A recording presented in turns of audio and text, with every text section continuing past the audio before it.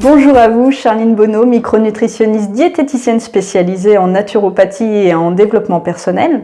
Aujourd'hui, on va parler toujours sur la thématique de la culpabilité, de la honte, mais pour les personnes qui sont en situation d'obésité, de surpoids très marqué. Alors, c'est parti d'un constat en consultation que j'ai fait, où j'avais souvent des cas de figure où il s'agissait de personnes en situation d'obésité, mais qui avaient une alimentation tout à fait normale, voire même plus limitée que la mienne. Donc c'est quelque chose que je ne comprenais pas, c'est comment on pouvait avoir la présence de ce problème de poids, mais malgré tout une alimentation qui était quand même très rigoureuse, cadrée, équilibrée, bref, parfaite. Donc c'est quelque chose qui m'a beaucoup posé question et qui a fait que je me suis pas mal lancée dans des recherches pour essayer de comprendre cette situation.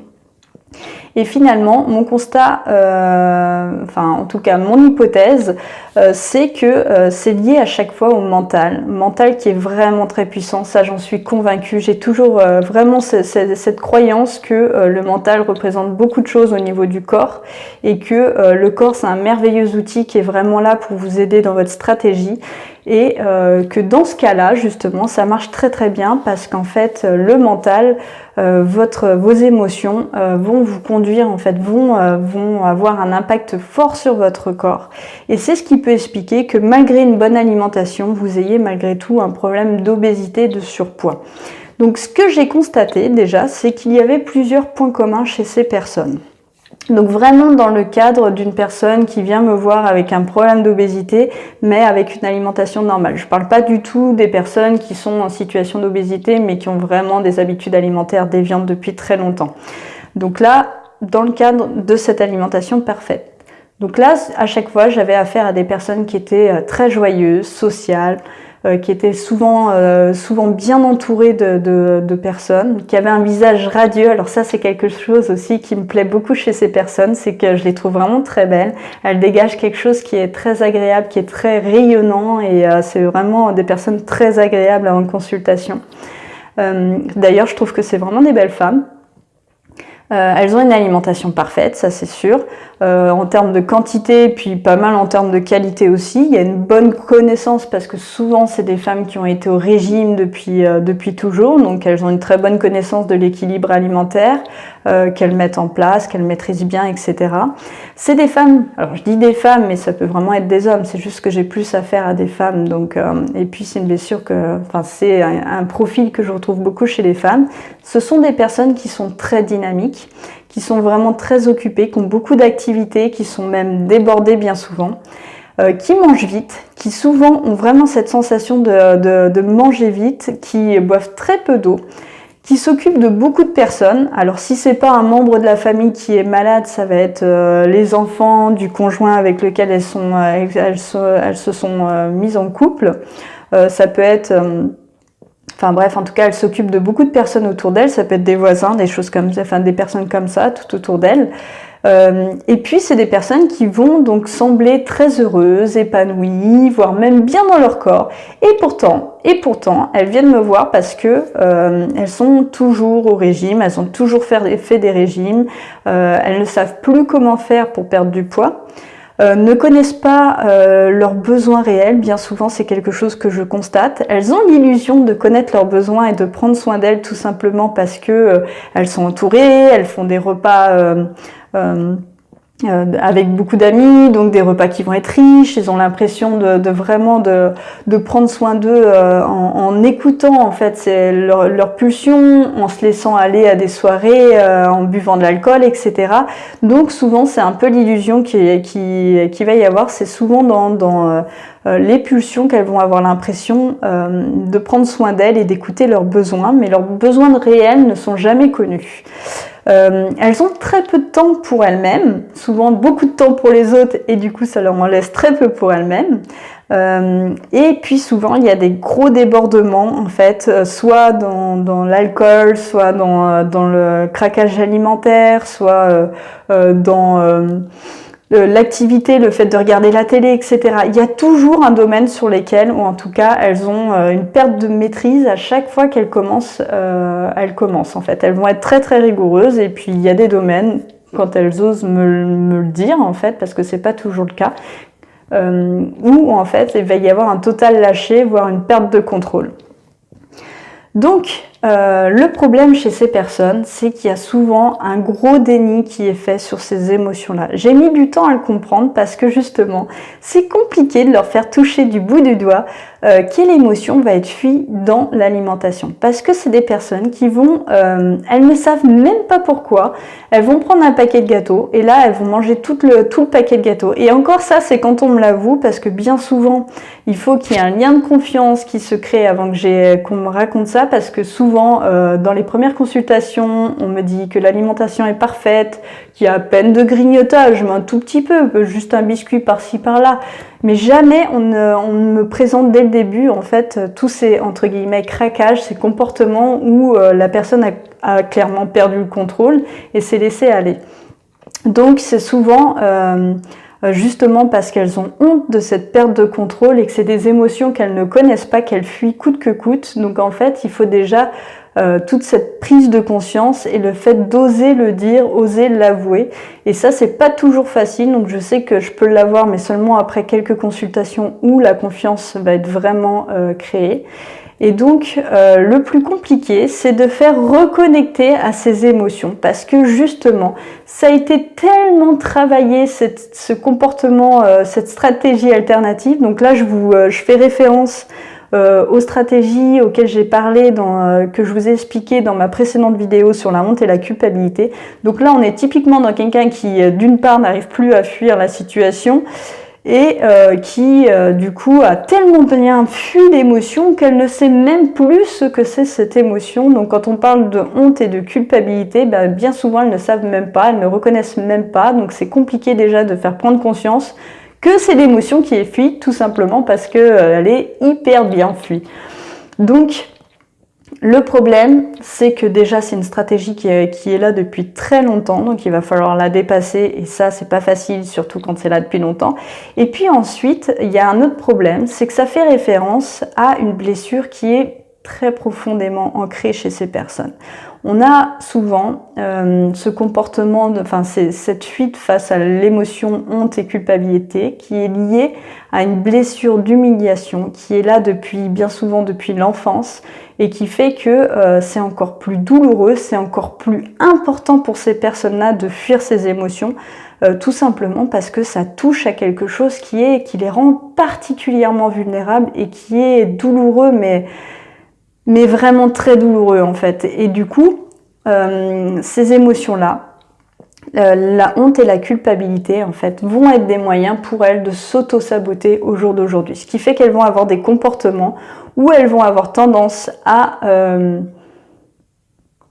fuir la honte et la culpabilité, mais aussi à s'humilier. Donc tout ça, ça va être des comportements qui vont petit à petit les enfermer dans ce cercle vicieux et qui vont les prendre au piège dans cette obésité, dans ce surpoids. Et c'est pour ça que c'est compliqué et c'est pourquoi tous les régimes qui ont été mis en place auparavant ne vont jamais fonctionner. Donc c'est des personnes qui bien souvent finissent par s'adresser à la chirurgie de l'obésité tout simplement parce qu'elles sont démunies, alors que à mon sens il y a vraiment un gros travail qui est à faire sur l'acceptation avant de passer par une chirurgie, parce que vous pouvez très bien effectivement passer par cette chirurgie, ça va fonctionner un temps, mais le taux d'échec est quand même important. Il y a énormément de conséquences qui sont liées au fait d'avoir fait une chirurgie de l'obésité. Ça veut dire que toute votre vie, vous serez obligé de consommer des vitamines, des minéraux. En termes d'espérance de vie, on est à peine en train de pouvoir mesurer quel est réellement l'impact, parce qu'étant donné que vous assimilez moins bien les nutriments que la plupart des personnes, ça finit par créer des carences et des déficiences qui ont des conséquences à long terme, sauf qu'aujourd'hui on est encore en train de découvrir ça tout simplement parce que c'est une opération qui est relativement récente. Donc ça a beaucoup de conséquences, et le pire de ça, c'est que c'est souvent un échec tout simplement parce que la blessure est toujours là et que les comportements, les alternatives changent, mais on en revient toujours au même résultat. Donc moi, ce que je vous propose, c'est d'essayer de faire quelque chose de différent, d'essayer vraiment de changer, d'observer ce comportement, d'essayer de reconnecter donc avec cette sensation, cette émotion, de honte et de culpabilité, de reconnecter avec vos émotions. Et pour ça, ce que je vous propose de faire, c'est que déjà dans un premier temps, vous travaillez à prendre conscience de ces émotions et d'oser les reconnaître, d'oser reconnaître qu'elles sont là, que c'est quelque chose qui vous touche, que vous fuyez, et oser reconnaître cette vulnérabilité. Et ça, par exemple, vous pouvez l'observer tout simplement en observant les phrases que vous vous dites quand vous êtes devant votre miroir. Ça, c'est déjà quelque chose qui est assez fondamental, que je retrouve aussi chez beaucoup de personnes. C'est la cruauté, hein, on peut vraiment parler de cruauté, des phrases qui vont être dites devant le miroir. Souvent, le problème, c'est que les personnes ont tellement l'habitude de se les dire qu'elles ne se rendent même pas compte à quel point c'est de la cruauté, c'est de la torture, et qu'elles-mêmes, elles s'humilient en fait en se donnant des phrases pareilles. Donc moi, ce que je vous conseille de faire, c'est déjà de prendre conscience des phrases que vous vous dites devant le miroir, et imaginez à ce moment-là, quand vous vous prenez sur le fait, imaginez que vous disiez ça par exemple à votre sœur, ou à une amie, ou à votre enfant. Est-ce que vous seriez capable de dire ça? Imaginez-vous, quand vous allez être devant la situation, imaginez-vous dire ça à votre enfant, à votre sœur, à votre ami. Imaginez ce que vous allez ressentir. Là, je pense que c'est vraiment important que vous ayez conscience à quel point ça a un impact fort, ces phrases que vous dites, et à quel point vous vous humiliez au quotidien. Donc, c'est important d'en prendre conscience, et aussi d'arrêter cette stratégie de l'humour, parce que c'est aussi quelque chose qu'on retrouve beaucoup chez ces personnes. Quand je vous dis que c'est des personnes très sociables et très entourées, c'est des personnes qui ont beaucoup d'humour, et elles ont cette manie de se dénigrer avec de l'humour en public. Donc si vous êtes l'entourage de ces personnes-là, ne rentrez pas dans leur jeu, surtout. Arrêtez de rigoler à ces blagues. Moi, ça me fait juste mal au cœur d'entendre des personnes qui se dénigrent sur le ton de l'humour, et oui, en France, on aime les sarcasmes, mais franchement, derrière chaque sarcasme, il y a toujours une trace en fait. Ça laisse toujours une trace. Alors l'humour, oui, mais l'humour bienveillant, par pitié. Donc arrêtez de laisser des gens comme ça s'humilier en public, faire des blagues sur elles-mêmes. C'est pas, si c'est vos amis, si ce sont vos amis, faites en sorte de leur faire prendre conscience que là, elles se font du mal, et que ça vous fait du mal de les voir se faire du mal, parce que ça, c'est quelque chose qui va vraiment parler à ces personnes qui sont dans cette situation. C'est que dès qu'on leur envoie que ça finit par blesser autrui, ça, c'est un message fort qui, en général, va stopper la situation. Donc, première chose, prenez-en conscience. Arrêtez de vous parler mal devant le miroir, c'est pas normal de se parler comme ça, et arrêtez de vous dénigrer en public, c'est pas normal de faire ça, et c'est pas normal, si vos amis rigolent de ça, c'est pas vos amis, vous n'avez pas à vous dénigrer, vous n'avez pas à vous humilier, vous n'avez pas besoin de faire ça. On vous l'a peut-être fait durant votre enfance, c'est peut-être quelque chose qui vous a sans doute laissé des traces, qui vous a marqué profondément, mais aujourd'hui, vous n'avez pas besoin de perpétuer cette humiliation. Vous êtes le seul à l'accepter, donc à le laisser faire, vous êtes le seul à le faire finalement, c'est ça qu'il faut comprendre. Donc aujourd'hui, vous n'avez plus besoin de le faire, et il faut déjà observer que vous êtes en train de le faire vous-même tout seul dans votre vie. Deuxième chose, prendre la décision de stopper. Donc c'est ce que j'explique aussi dans la vidéo, donc de la dernière vidéo sur la honte et la culpabilité. C'est pas le tout de comprendre que effectivement le fait de fuir ses émotions a sans doute vous a conduit à l'obésité et au surpoids. Mais par contre, ce qu'il faut comprendre, c'est que derrière cette stratégie, il y a aussi des bénéfices qui sont cachés. Est-ce qu'aujourd'hui, vous êtes prêt, sincèrement, à perdre ces bénéfices? Et là, il faut que vous soyez vraiment conscient de ce que vous avez à gagner à maintenir cette stratégie, parce qu'il n'y a jamais qu'un seul côté. Donc si vous prenez aujourd'hui la décision de stopper ce comportement, d'arrêter de vous humilier, d'accepter la honte et la culpabilité, il va falloir comprendre et accepter aussi que vous allez perdre des avantages, c'est-à-dire vous allez peut-être perdre des amis, vous allez peut-être être moins entouré, vous allez peut-être devoir vivre avec d'autres croyances, vous allez devoir lâcher des croyances, donc ça veut dire aussi perdre de repères, ça veut dire tout ça. Donc il va falloir vraiment envoyer ce signe fort de décision, prendre la décision de changer réellement. Et si vous n'êtes pas prêt aujourd'hui, comme je l'ai déjà dit, c'est pas grave. C'est pas parce que vous n'êtes pas prêt aujourd'hui que vous ne le serez pas demain. Donc ne soyez pas dur, ne vous forcez pas, attendez d'être vraiment, vraiment prêt.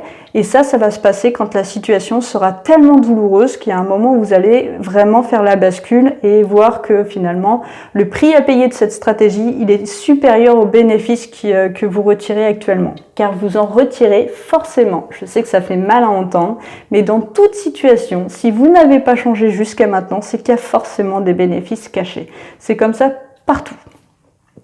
L'être humain est vraiment rationnel là-dessus, il est opportuniste et c'est vrai que dès qu'il peut sentir vraiment un bénéfice à se conduire autrement, il le fera, ça c'est certain, mais par contre il n'est pas stupide, donc il sait ce qu'il a à perdre et c'est ce qui empêche parfois le changement, tout simplement.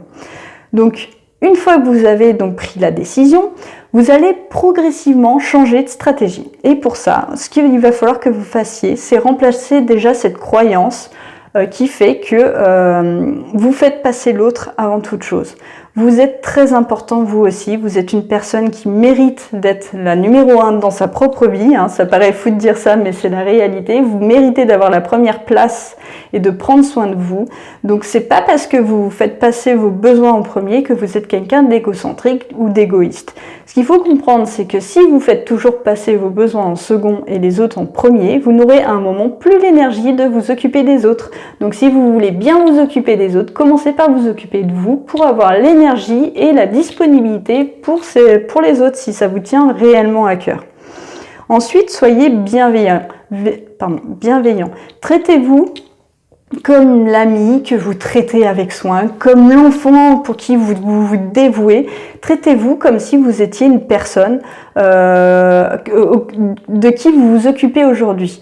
Par exemple, si vous préparez un repas, imaginez que vous êtes un ami. Est-ce que vous allez lui sortir une boîte de raviolis en conserve? Est-ce que vous allez lui sortir un vin cheap? Est-ce que vous allez... Non, vous allez faire le ménage, vous allez vous habiller de manière à l'accueillir, parce que c'est des personnes qui sont aussi très soucieuses de l'apparence et de leur image, qui sont, comme je vous le disais, de belles personnes, donc qui prennent soin d'elles à ce niveau-là quand il y a des gens pour les observer, donc quand elles reçoivent des personnes.